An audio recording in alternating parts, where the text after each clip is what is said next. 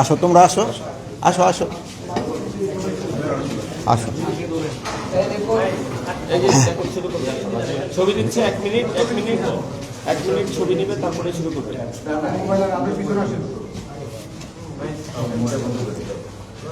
শুরু করবো আপনারা রেডি?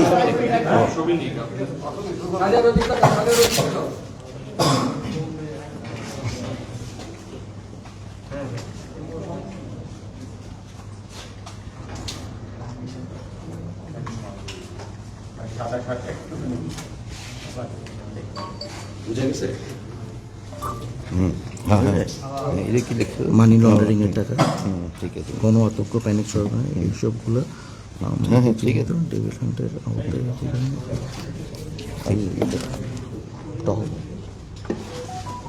রেডি হচ্ছেন নি ভাই? আর আধা মিনিট। আচ্ছা,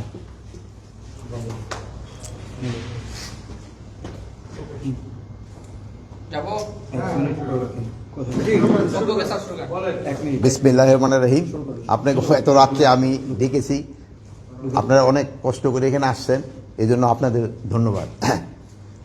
আপনারা জানেন দেশের যে বিদ্যমান আইন শৃঙ্খলা পরিস্থিতি সম্বন্ধে আমরা পূর্ণ সজাগ এবং সচেতন।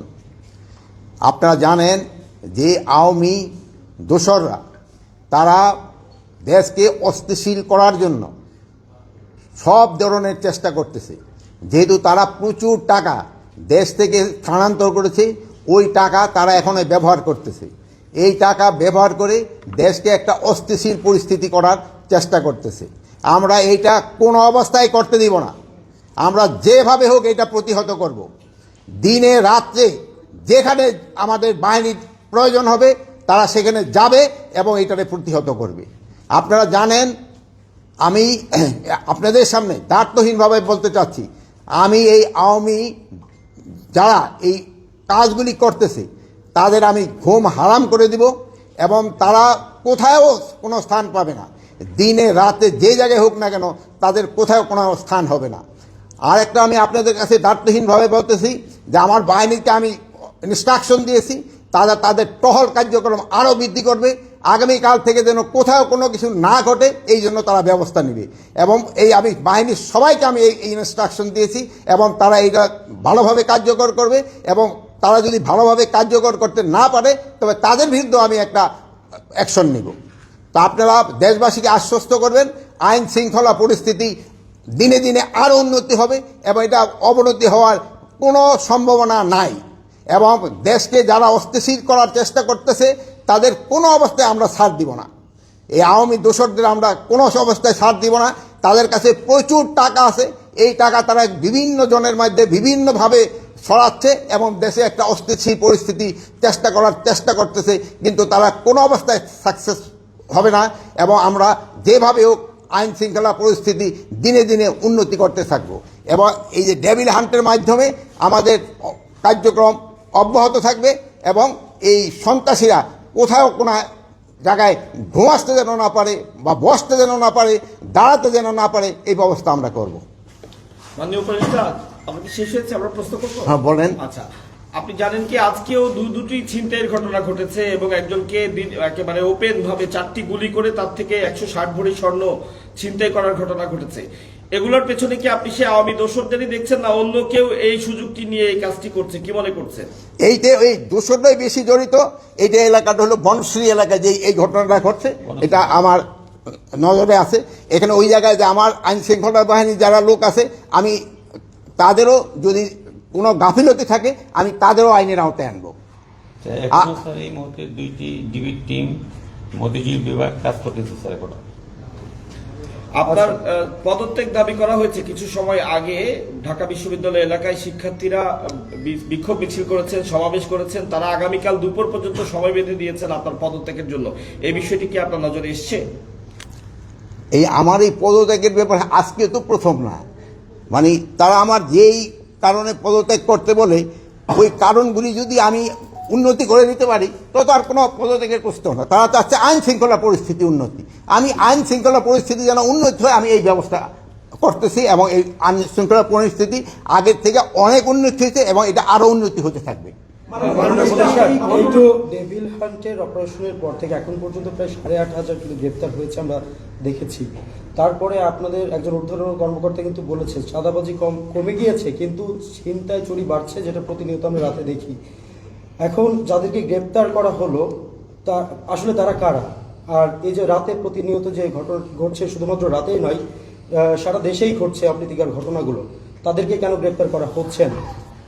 আপনি গ্রেপ্তার কিন্তু করা হচ্ছে, বা যে পরিমাণ গ্রেপ্তার করা উচিত হয়তো সেই পরিমাণ হয়তো হচ্ছে না। যেমন ধরেন এই বাসে ডাকাতির জন্য কিন্তু অলরেডি 3 জনকে কিন্তু সাভার থেকে গ্রেপ্তার করা হয়েছে, গ্রেপ্তার হচ্ছে এবং গ্রেপ্তার এটা চলতে থাকবে। মাননীয় উপদেষ্টা, আমরা প্রথমে আসলে সশস্ত্র বাহিনীকে আসলে যতটা সক্রিয় দেখেছি, এখন আসলে হয়তোবা ওই উপস্থিতিটা আসলে দেখতে পাচ্ছি না। যে সেনাবাহিনীর প্রথম দিকে যে অভিযানগুলো ছিল, বিশেষ করে পরে নতুন সরকার আসার পরে শুরুর দিকে যে অভিযানগুলো ছিল, এখন আসলে এই মানে ব্যবধানটা কেন আসলে? এটার সাথে একটু যোগ করতে চাই, রাজুকে যেটা উত্থাপন করা হয়েছে আপনার পদত্যাগের সাথে, বলা হচ্ছে যে সেনাবাহিনীর যে ম্যাজিস্ট্রেসি পাওয়ার দেওয়া হয়েছে সেটা কি মানে পুরোপুরি কাজ করছে কিনা তারা জানতে চেয়েছেন। আমরাও একটু জানতে চাই সেটা আসলে কাজ করছে কিনা, সেটা কিভাবে কাজ করছে, কোন স্তরে কাজ করছে। ম্যাজিস্ট্রেরি পাওয়ার তাদের যে ক্ষেত্রে দেওয়া হয়েছে ওটা ঠিকভাবেই কাজ চলতেছে।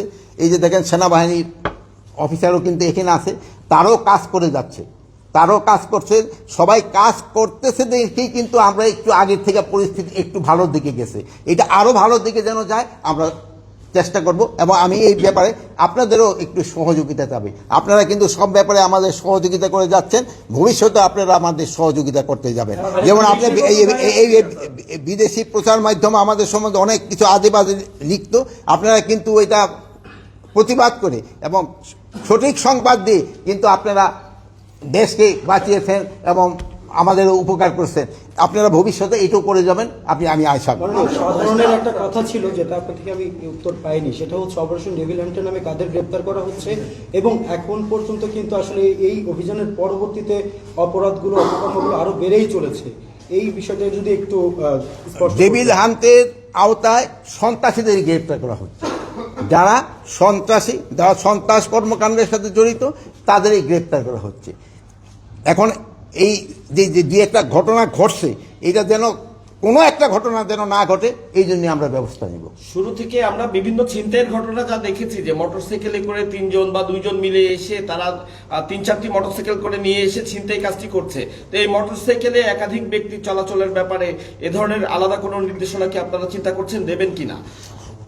এই ব্যাপারে মোটরসাইকেলে যেন হেলমেট পরা অবস্থায় ছাড়া কেউ যেন না চড়ে, এবং 2 জনের বেশি যেন না চড়ে, এটার জন্য তো আমি অলরেডি ইনস্ট্রাকশন দেওয়া হয়েছে, এবং এটা যেন কার্যকারী হয়। ফারুক, এই যে তোমরা দেখবা যেন কোনো অবস্থায় এটা যেন কোনো না বর্তায়। মাননীয় উপদেষ্টা, শুধু ছিনতাই নয়, শিক্ষার্থীরা, বিশেষ করে নারী শিক্ষার্থীরা বলছে যে স্বরাষ্ট্র উপদেষ্টা এবং আইন উপদেষ্টা যখন দায়িত্ব নেয়, সবার আগে তাদের নারীদের নিরাপত্তার কথা চিন্তা করা উচিত ছিল।